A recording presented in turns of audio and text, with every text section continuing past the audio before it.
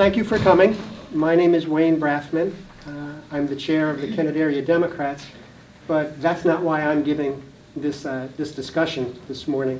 I'm also a retired doctor of clinical psychology, and I thought it might be helpful to our team, to our volunteers, to have some insights into what makes people think the way they do, what makes people act the way they do. All of you are volunteers, all of you are engaged, and all of you are here because you want to be more effective at what you do. And so that's what we're going to talk about today. I'll be using psychology to inform your actions. Psychology, I think, has a lot to say about this issue, about how people feel about what's going on in their lives, how people think and why they do what they do. The things I'll talk about are probably going to be familiar to you. If you've been in advertising or marketing or sales or just ever tried to convince somebody to do what you wanted them to do, you're going to be familiar with this stuff. But again, it's from a little bit different perspective than you might have heard. And I'm going to try to give you the context so that you can understand where you fit in and how your actions and your efforts fit in to this bigger scheme of things, and how you can be effective by using these principles and applying them to yourself. The content for this morning, there will really be 4 segments to what we'll talk about. The first thing is something I call the fat triangle. I'll explain to you what that is in just a second. It's got nothing to do with calories or weight loss. And we're also going to talk a little bit about self-care. You can't be effective if you're a basket case. If you are so distraught about what's going on, you can't think straight. So we're going to talk about self-care first, and then we'll get into how you can now use this information to influence others.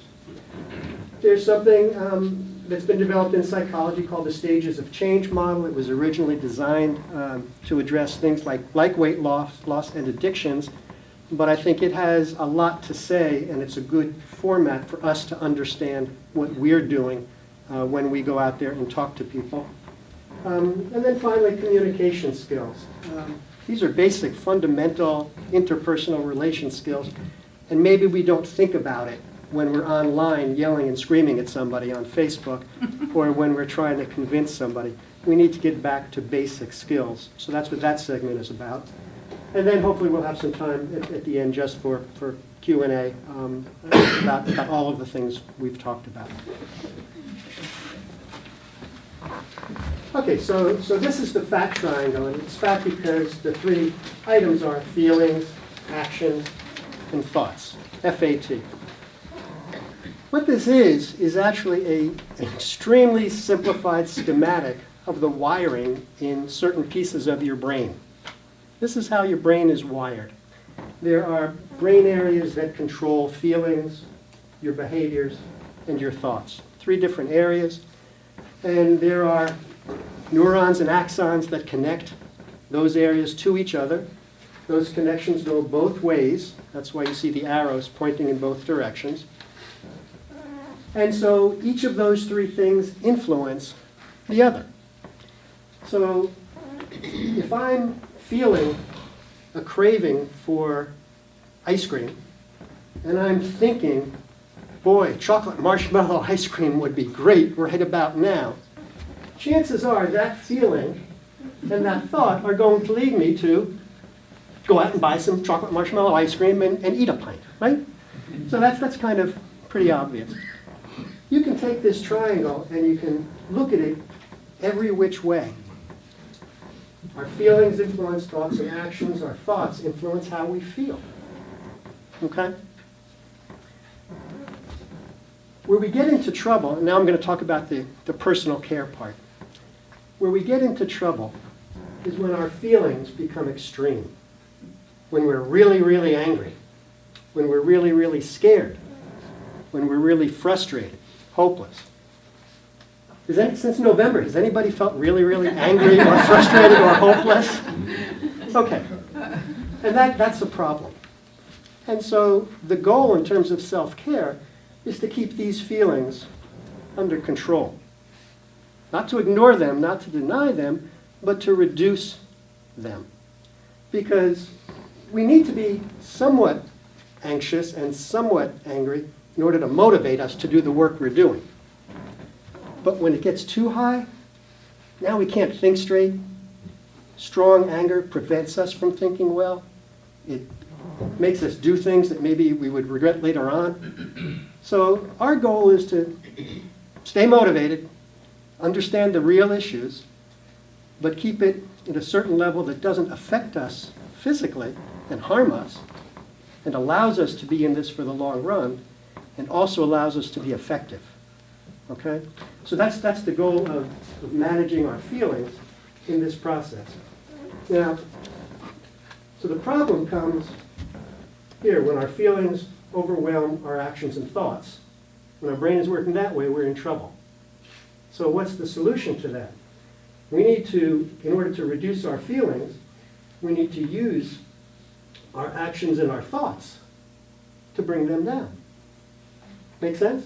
Mm-hmm. So again, that's nice. The triangle, the brain works both ways. When this is happening, we're in trouble. When we manage to take control of actions and thoughts, we can modulate those feelings. So that's the goal of the self-care aspect of it. Let me just take you through a little exercise. We can measure our feelings. We can get a bead on how intense those feelings are. Use a 0 to 100 scale. 100, and let's talk about anger. 100 is the most angry you've ever been in your life. Okay, out of control rage. 0 is, sitting on the poolside, sipping a pina colada, absolutely mellowed out and chilled. 50 is kind of the dividing. Above 50, your anger is present. You're aware of it. It's starting to bother you, and then it gets worse and worse. Below 50, it's kind of background, not really an issue. Okay? And you can put words to that, too. You're a little bit irritated, peeved, ticked off, angry, furious, in a rage. So you can think of words to correspond to that 0 to 100 scale. So right now, sitting here among friends, having a good time, learning some things, look inside yourself and measure your anger. What number would you give your anger right now? Again, 50, it's bothering you, you're having trouble attending to my talk. Below 50, yeah, I'm sure there's some anger back there, but it's not a lot. So give yourself a number. Everybody have a number? Everybody's able to do that? Well, my number would be based on what I choose to think about. Well, but right now, sitting here right now, this instant, what's your number? You have a number based on what you're just sitting here right now, right? Oh, it's probably 5. Okay, so is anybody over 50 right now, just sitting here? Okay,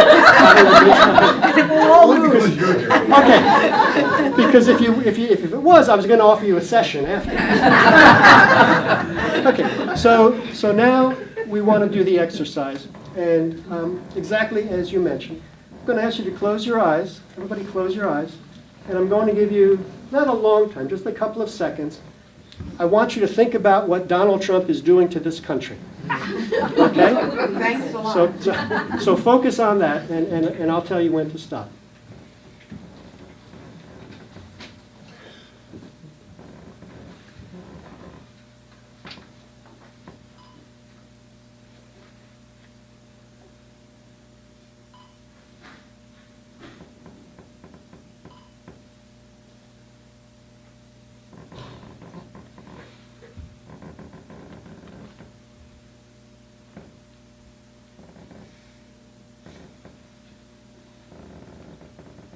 Okay, open your eyes and measure your level of anger right now.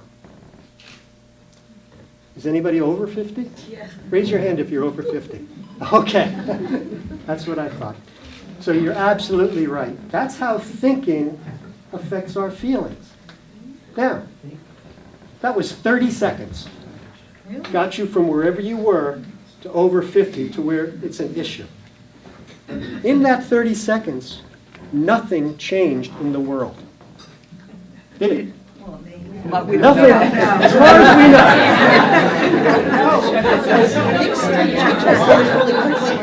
So let me rephrase that. As far as we know, nothing significant happened in the world in those 30 seconds. So that was all inside your head. Donald Trump didn't do that to you. You did that to you. And you can control what you're thinking about. Because we can't just control our feelings. You can't just say, I am so angry. No, I'm not. Physically, we can't do that. The brain doesn't work that way. But what you can do is you change your thinking. That's one way to do it. Before you were thinking about Donald Trump, your anger level was low. You intentionally raised your anger level by thinking about him. So that puts you in control. And that's important. So as we go through this, as I said, we want to be somewhat angry, but we don't want to be so angry that it hurts us physically and prevents us from doing our job. So we want to keep those feelings of anger and fear and anxiety and hopelessness. We want to manage those. We do that by changing our actions and our thoughts. So one thing you can do is just be aware of your anger levels. Just like you just did. You now have the tool. I can measure myself anytime, anywhere, 0 to 100. And when you notice you're over 50, time out, I need to do something. Now, you may notice that you're getting up to 75 and 80 because you're on Facebook reading posts. Well, step away from the Facebook. Change your action. Stop reading your news feed if it's upsetting you that much. Okay? If you notice you're upset, go do something you enjoy. Shift your actions. When you're out gardening, as long as you're not thinking about Trump, you're probably enjoying the gardening. So change your actions. When you're there and you notice, oh, I'm doing it again. I'm getting overwrought. I'm thinking about yelling and screaming. I'm imagining things that I'm never going to do. Okay? That's not helpful. You're not coming up with things that are creative, that are going to help us win. You're just upset. There's no value to that. So why do it? Okay? So yeah, one way is actions. Just walk away, do something else, go read a book, go to the garden, have some fun. Step away from the thing you're doing that is causing you to be more upset. The way you change your thoughts, and you kind of probably do this once or twice, you think it through, and it's always there for you after that. We get in trouble when our thinking becomes extreme. Democracy is dead. He's going to ruin it. He's ruined everything. Everybody's going to die. You know, we tend to start thinking that way, and so does everybody else. So does the other side.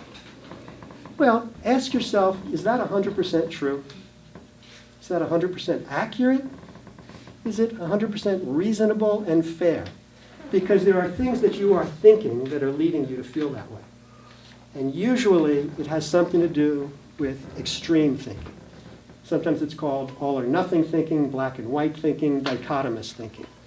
That's where we're in trouble. So when you notice yourself having these thoughts, ask yourself, what is it that I'm thinking that's causing me to feel so terribly? And then ask yourself, is there something that's more accurate? Okay, yeah, he's a great danger, but we still do have checks and balances. There is still an investigative body. They still are on top of this. We still have MoveOn and ACLU and NAACP and Indivisible and all these other organizations fighting with us. So we still have an influence. Yes, we're at risk, but we haven't lost it all yet. Okay? That makes you feel a little bit better. I'm not alone. There's things I can do. I'm doing my share. So force yourself to think, to challenge your own thoughts. Okay? And especially when you hear those extreme thoughts in your head, because there's probably an error. And we like to work on facts. We don't like to work on errors and falsehoods. So that's something you have to do on your own. And then when you notice you're getting angry again, pull back and say, wait a second, I know the answer to that. Yeah, it's not over yet. We still have a country, I still have freedom of speech. Let's do this, and here's how I can be effective. And maybe let me do something positive right now. I'll feel better. Okay? So that makes sense on how to get a hold on your own emotions a little bit and be productive and feel better about what you're doing. So that's how you control those tough feelings, because we're all experiencing them several times a day. Okay? Change what you're doing if at that moment what you're thinking about isn't helpful. Check in with your thoughts. Get more reasonable, more logical, more fair, more honest, more accurate. Okay? Now, that's how we take care of ourselves. Let's now use this same information, this same brain wiring, to influence other people. Because ultimately, we want to change their actions. We want them to vote for our candidates. That's an action. We want you to circle in that, fill in that oval next election day for our candidate. That's the goal, right? There are many paths to that goal, but ultimately that's what we want. So what we need to do then is influence their feelings and their thoughts to change their actions. Everybody see that? And it works. This is the way the brain is wired. If we can figure out how to tap into their feelings, tap into their thoughts, we win. So that's what we're doing. With everything else that we're going to talk about today, this is the goal. How do we do that effectively? Democrats get criticized a lot because they say we're too cerebral. All we talk about is we're very wonkish. Well, in this bill, I have a 17-point plan for fixing this, and everybody glazes over. And the Republicans are really good because they tap into our emotions. Well, we need to get better. The criticism is fair. We need to get better at figuring out how to tap into feelings. One way we do that is with images, really powerful images. 2 elections ago, when pipelines were a big issue up in Lancaster, I was running ads with pictures of pipeline explosions in farmland. Those pictures of fireballs were powerful. I didn't have to say too much under the ad because you got it as soon as you saw it. When gun safety was really the issue of the day, I ran an ad on Facebook that showed you couldn't see the figure behind it, but it was somebody, and they were holding a gun like this, and you saw the barrel point of the gun pointed straight at you. You saw that. You had a gut visceral reaction instantly. Matter of fact, it was so powerful, Facebook took it down. They wouldn't let me run it because it caused emotional distress to a viewer. But that's kind of where we have to go if we want to trigger emotions. And we also have to start using words and presenting ourselves in a way that triggers the emotions and triggers the emotional brain networks that come with that. So we need to say things like we do now. We're coming out with a new T-shirt that says, "Defend our democracy." You get that, right? Instantly, that says something to you. T-shirt says, "Protect our people." Everybody knows what that means. And it triggers a whole lot of things other than what do we think about this issue or that issue. We have to be prepared to talk that way. Instead of saying, "I oppose the deportation policy," we need to be able to say, "My faith compels me to speak out against that." Which is better, which is more powerful. My faith compels me. That's a whole new world in terms of the listener, as opposed to "I disagree with the president's deportation policy." So feel that difference? We need to get comfortable doing that. And we don't have to even be religious to do that. You can say common human decency demands that we do this. Common human decency evokes a whole lot of emotions, a whole lot of neural networks that come into play. So yes, we have to be prepared to do that, and we have to do it better, issue by issue. And that gets down to reframing the issues too. We're not talking about gun control, we're talking about gun safety. We're not talking about abortion, we're talking about women's rights. So there's a lot of ways that we can do this. And yes, we do have to get better about it. And you can be thinking about ways to present that better in your own life. You don't have to wait for the Democratic National Committee to tell us how to do this. Okay? So this is like the 50,000-foot view of change and persuasion. So we know what the brain circuitry is. We know how it works. We know what we have to do to use the science. And thankfully, Democrats believe in science, so we can use this. We know how to use this to achieve our ultimate ends of getting people to act the way we need them to act. Okay? Any questions about that? All that making sense? Yes. Okay, so we'll take a little break now. That's the end of this section, and we'll be back with part 2, which is the stages of change model.